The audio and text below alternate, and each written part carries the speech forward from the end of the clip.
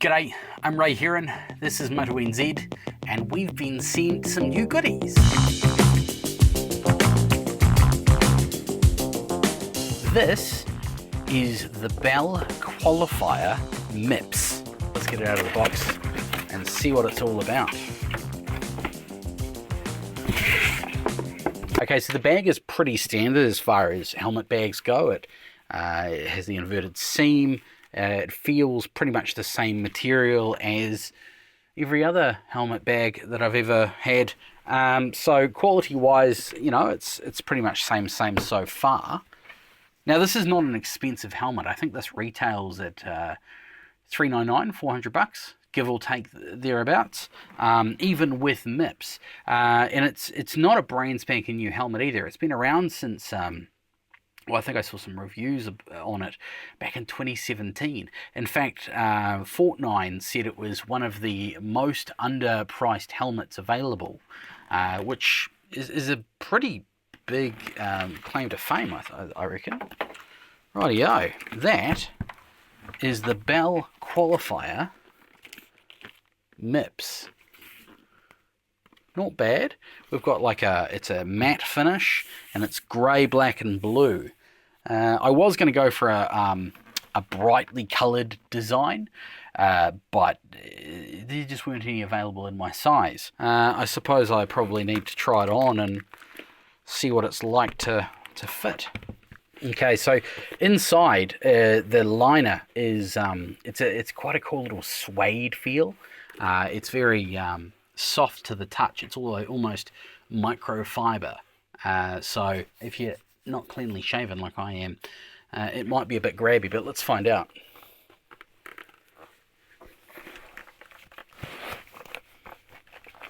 Oh yeah, yep, that's cool. Got the double D fastening system, which traditionalists and old schools love. I'm pretty impartial, to be fair. I don't mind a double D. I don't mind something more of a ratchet. But so the MIPS system, it cradles your head, but it allows a bit of movement between your head and the shell, meaning that when you come off your bike and you hit here and it grabs, it's not going to twist your head and your brain is going to move inside your noggin and really cause, well, it's going to lessen the chance of those major brain injuries. That's the idea behind MIPS anyway. Otherwise, this helmet comes with the speaker cutouts for the Cardo, which is what I'm probably going to put in this, the Cardo Pack Torque Edge. It's not pinlock ready. It's not pinlock ready, but what it is it comes with an anti-fog coating on the visor, and the visor itself is UV sensitive. So if you're out in bright sunlight, the visor will tint, and then if you ride through a tunnel, it'll start untinting, shall we say. It's not something I can show you right now because it's 8 o'clock at night and quite dark outside, but when we do go for a ride and road test this helmet, hopefully we'll get to see that.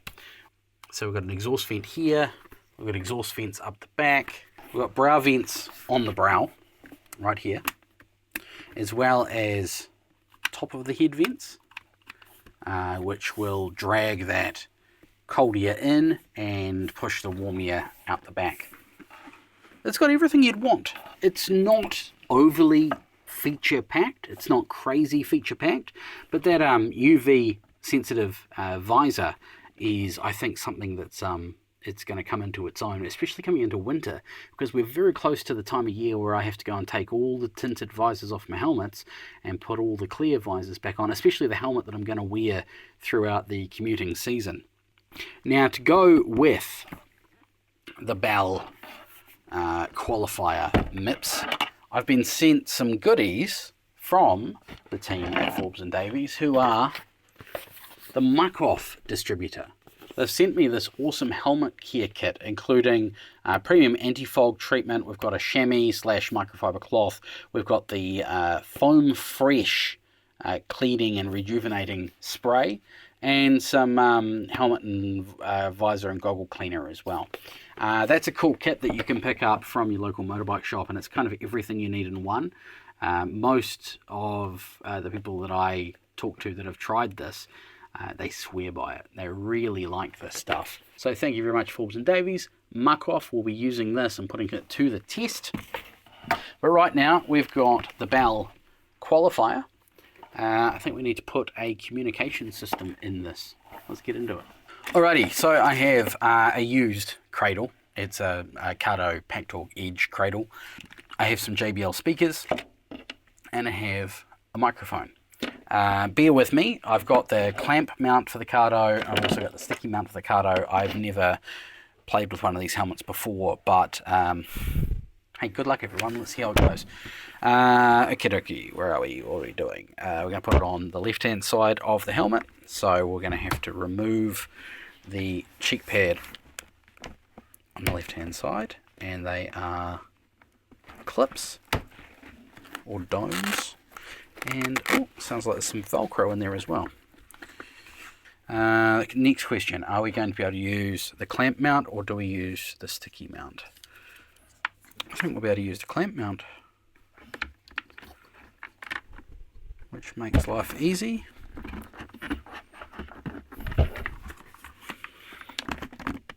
Look at that, too easy. Okay, that's in. Brand new set of JBLs. I don't know if you can see, but hopefully you can, that inside the helmet we have in the EPS, the foam layer, the most people will just call it polystyrene. There's cutouts for the speakers. So what we need to do is just put these little Velcro stickies on the speakers and then push them into the holes. That's nice and easy, and that will just make our life a little bit simpler. So I've just put the speaker in behind the cheek pad here, and we're just going to run the speaker wire around the back of the neck roll.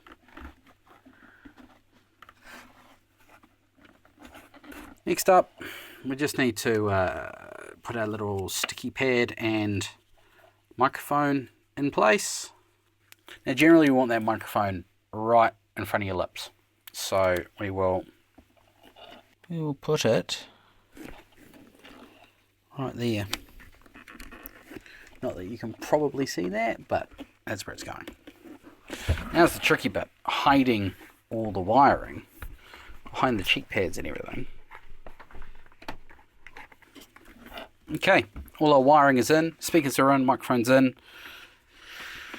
Let's put the helmet on and see if I've done a good enough job.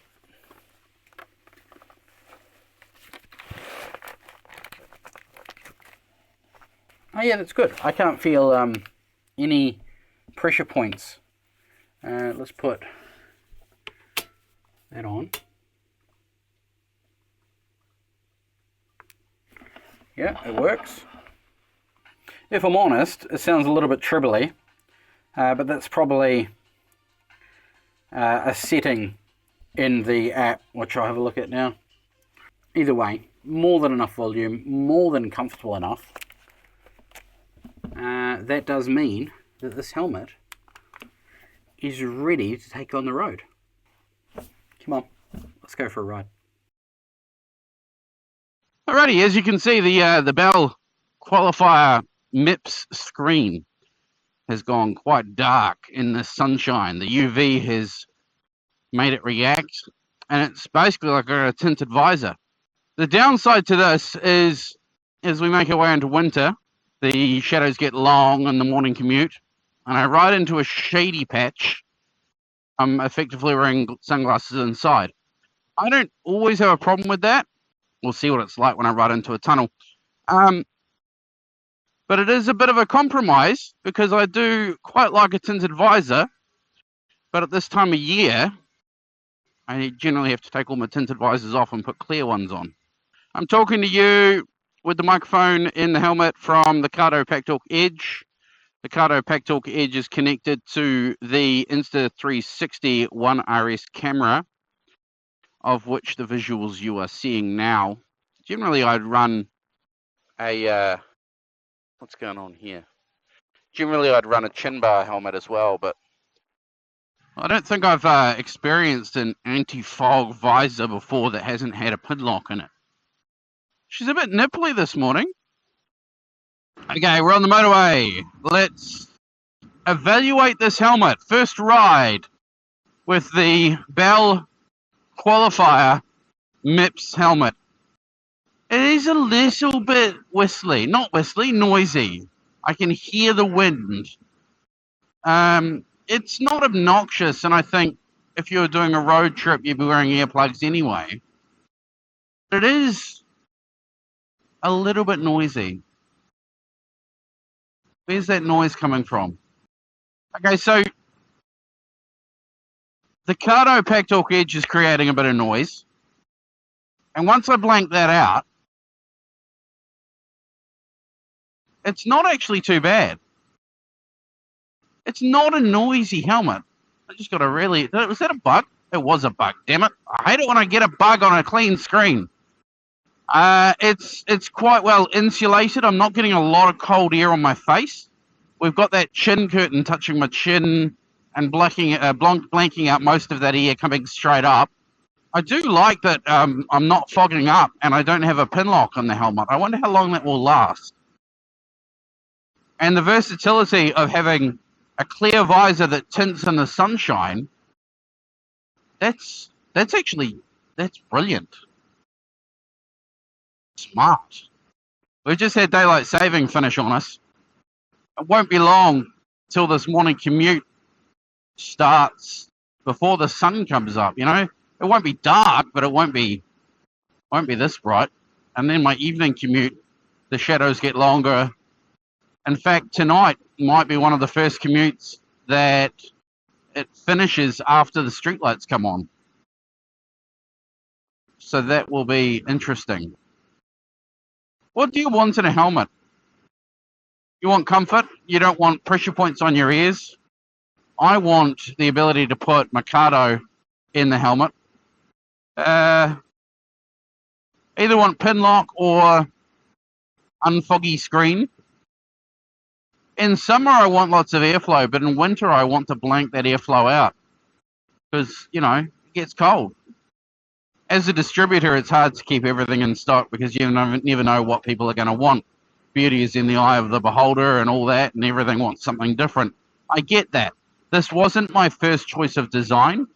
There's a really cool...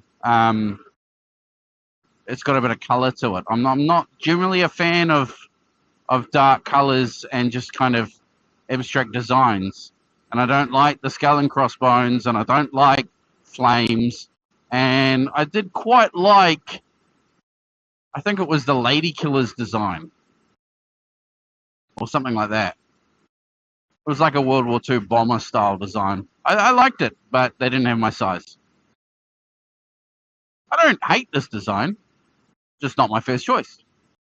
Okay, for road trips, we might have a new favorite road helmet, guys. The Bell Qualifier MIPS is quite nice. I do like it. And as my first experience with Bell, I am quite impressed. Bell is one of those famous names that have been around for donkeys, right? Like Royal Enfield. Well, in my view anyway. I don't actually know the history of the company. Could have researched it, but, you know, that seemed like hard work. I don't do a lot of hard work. We don't do research on this channel. We just take things at face value and tell you what we see.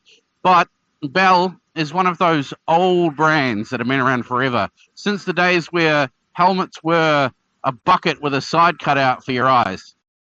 And this is my first helmet with MIPS technology in it as well. Okay, so I'm always being accused of being too complimentary about things, but I do like to remind you that if I don't like something, I'm not going to show you on the channel.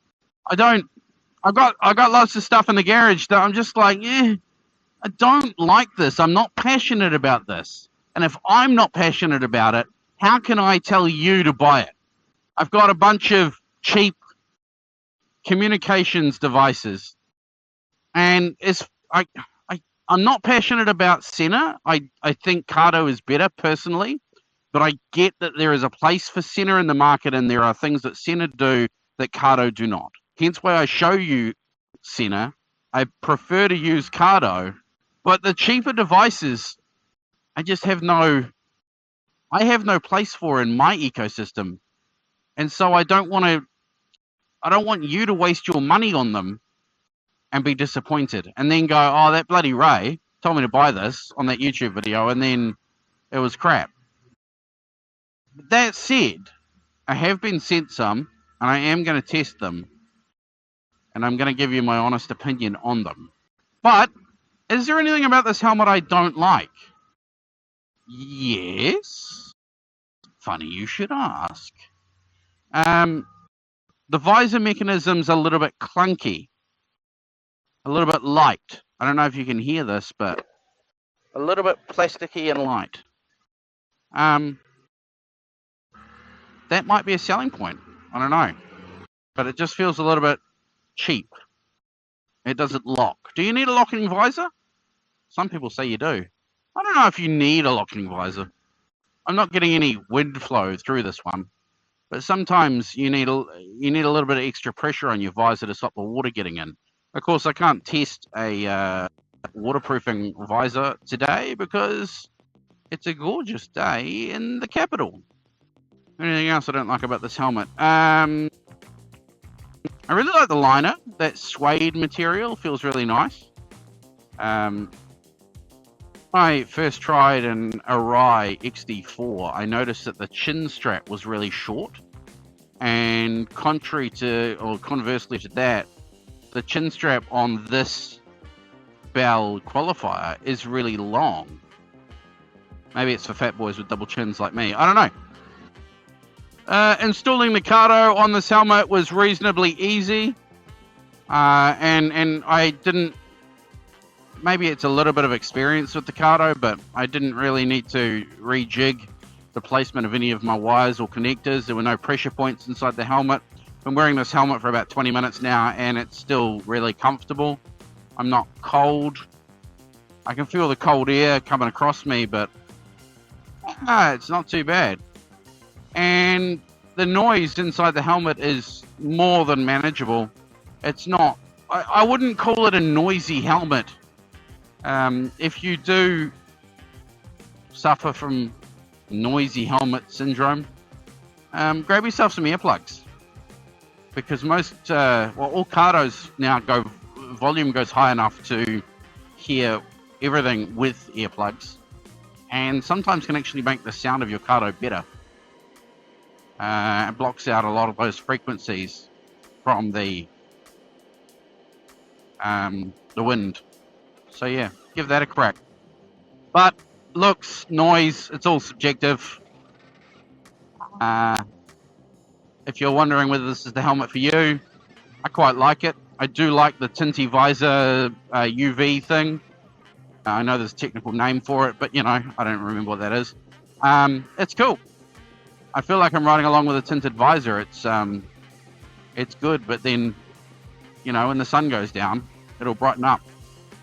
So try the helmet on, see if it fits, see if it feels good for you, and if you like it and it fits into your price bracket, buy it.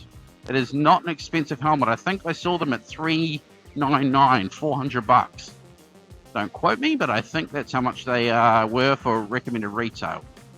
So go and give it a crack, Nigel.